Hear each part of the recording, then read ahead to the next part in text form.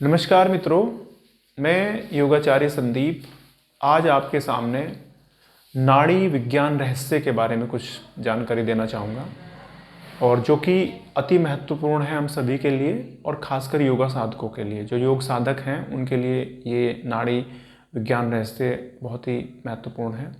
तो जैसे हमारे शरीर में 72,000 नाड़ियाँ ग्रंथों में और ऋषि मुनियों के द्वारा बताई गई हैं, दरअसल वो 72,864 नाड़ियाँ हैं और उन में भी जो मुख्य हैं वो 10 नाड़ियाँ अति मुख्य हैं। उनमें पहली जैसे ईडा, पिंगला, सुषुम्ना, गांधारी, हस्तिजिह्वा, पूषा, यशस्विनी, अलंबुसा, कुहू, शंखनी, ये 10 नाड़ियाँ हैं।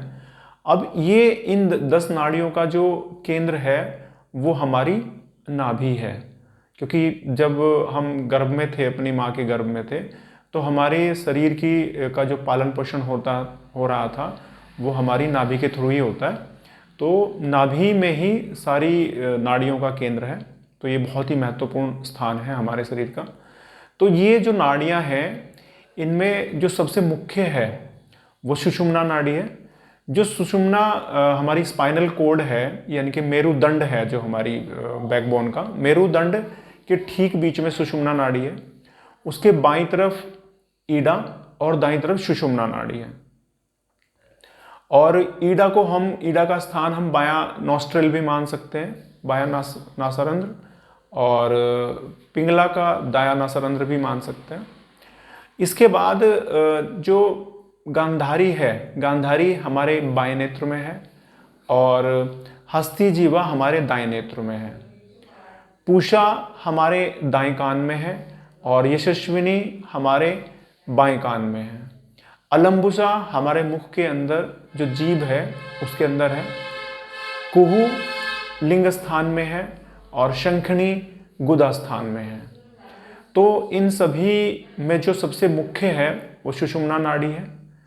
तो सुषुम्ना नाड़ी की अगर हम बात करें, उसके भी और सूक्ष्म में जाएं तो सुषुम्ना नाड़ी के भी अंदर एक और सूक्ष्म नाड़ी है वज्र नाड़ी, जिसको वज्रा या वज्रिणी नाड़ी भी बोला गया है कुछ शास्त्रों में। और वज्र नाड़ी के अंदर भी एक और अति सूक्ष्म नाड़ी है चित्रा नाड़ी, जिसको चित्रिणी नाड़ी भी बोला गया है। और चित्रिणी नाड़ी के अंदर भी एक और सूक्ष्म नाड़ी है जिसको ब्रह्म नाड़ी बोला गया है। तो ये ब्रह्म नाड़ी, कुछ शास्त्रों में ब्रह्म नाड़ी यानी कि सुषुम्ना नाड़ी को इसीलिए ब्रह्म नाड़ी भी कहा गया, क्योंकि सुषुम्ना के अंदर ही अति सूक्ष्म में ब्रह्म नाड़ी है और इसी में सभी चक्र हैं हमारे। तो सबसे नीचे जो चक्र है वो मूलाधार चक्र है। मूलाधार चक्र के ठीक नीचे जो हमारी कुंडलिनी शक्ति है, वो कुंडलिनी मार के, कुंडलिनी शक्ति को हम एक तरह से सर्पणी की संज्ञा दे सकते हैं, एक सर्प की तरह आकृति हो सकती है उसकी। और वो अपने 2.5 लपेटे की कुंडलिनी बना के और अपनी जो पूंछ है उसकी, उस पूंछ को मुख में दबा के लेटी हुई है। यानी कि हमें यही नहीं पता लग रहा कि कहाँ उसका मुख है और कहाँ उसका पूंछ है। तो जब ये कुंडलिनी शक्ति जागृत हो जाती है तो अपनी पूंछ को छोड़ देती है और सीधी हो जाती है। तो ये सभी चक्रों का भेदन करते हुए पहले मूलाधार चक्र का भेदन करती है। तो जब मूलाधार का भेदन हो जाता है उसके बाद मूलाधार चक्र, अभी जैसे मैंने बताया आप लोगों को कि वो गुदाद्वार में है, इसके ऊपर जब हम जाते हैं तो लिंग स्थान के पास हमारा स्वादिष्टान चक्र है। तो फिर उसके बाद स्वादिष्टान चक्र का भेदन होता है। उसके बाद जो हमारी नाभि तंत्र है, नाभि का स्थान है, नाभि के ठीक पीछे जो मेरुदंड है, ये सारे के सारे चक्र मेरुदंड के अंदर, जो मैंने अभी ब्रह्म नाड़ी बताई उसी के अंदर है। तो नाभि के ठीक पीछे जो ब्रह्म नाड़ी है उसमें मतलब मणिपुर चक्र है। मणि चक्र के ऊपर जो हमारा हार्ट है, हृदय है, हृदय के ठीक पीछे अनाहत चक्र। फिर जो हमारा गला है ये यहाँ पे, इसके ठीक पीछे विशुद्धि चक्र।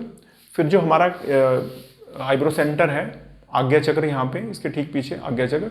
और फिर सहस्त्रार ऊपर बिल्कुल यहाँ पे, जहाँ पे ब्रह्मरंध्र भी एक है, यहाँ पे एक रंध्र होता है जिसको ब्रह्मरंध्र भी बोलते हैं।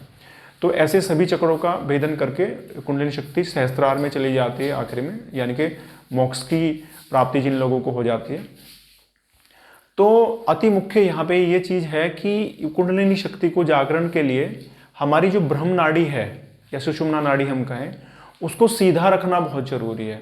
तो उसको सीधा रखने के लिए ही आसन, अलग अलग आसन सिखाए गए हैं, जो मेडिटेशनल पोस्चर हैं, वो उनमें हम मेरुदंड को ही सीधा रखते हैं। उस मेरुदंड को सीधा रखने का मतलब हमारी ब्रह्म नाड़ी को ही सीधा रखा जाता है। अगर ब्रह्म नाड़ी सीधा नहीं है तो हमारी कुंडलिनी शक्ति जागरण होने में कठिनाई रहती है। तो जैसे जैसे हमारी ब्रह्म नाड़ी सीधी रहेगी और उसके बाद कुंडलिनी शक्ति जागरण अगर होती है तो उसमें हमें मदद मिलती है, सहायता मिलती है। मैं समझता हूँ कि ये जानकारी हमारे साधकों के लिए लाभकारी होगी। धन्यवाद।